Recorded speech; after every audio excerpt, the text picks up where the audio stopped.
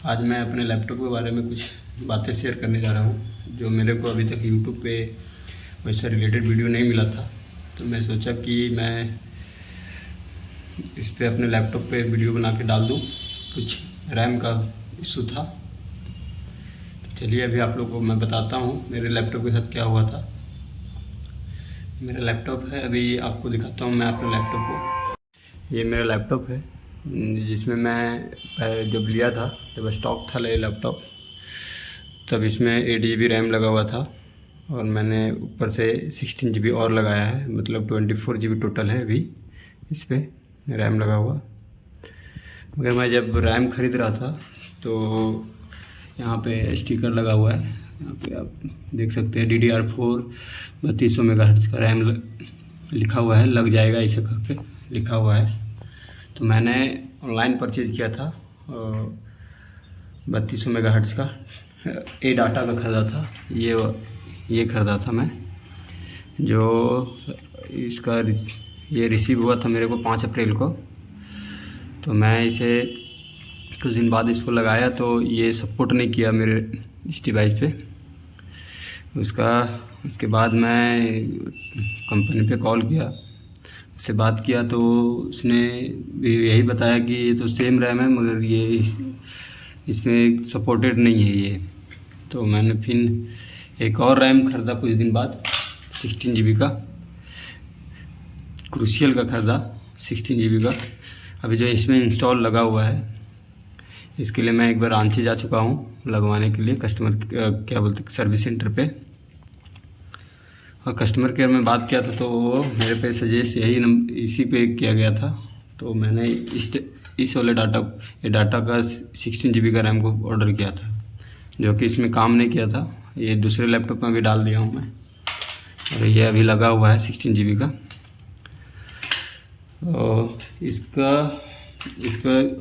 कभी भी आप रैम खरीदें तो कस्टमर केयर जो होते हैं कंपनी का, उसमें अच्छे से बात कर ले, पहले डिटेल में पूछे पूरे, तभी आप रैम को मंगाएं। इसलिए कि ये है 8 कोर का, इसमें Ryzen 7 है, 8 कोर का है, इसलिए इसमें बहुत से डिटेल के साथ रैम खरीदना पड़ता है। मैं इस रैम का डिटेल को वीडियो में मेंशन कर देता हूँ।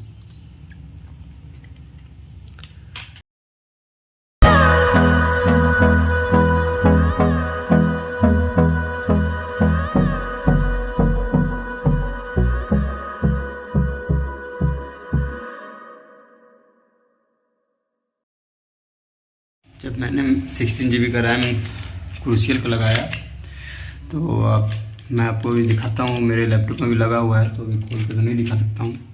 तो आपको मैं इसके सेटिंग पे दिखाता हूँ कि क्रूशियल का लगा हुआ है 16 और 24 GB है। आप लैपटॉप में ऐसा बहुत कुछ बोलते हैं कि दोनों स्लॉट में सेम रैम लगाना चाहिए, जैसे 8 GB प्लस 8 GB। तो मैंने सोचा कि 8 GB ना लगा के 8 + 16 GB लगा के देखता हूँ काम करता है कि नहीं।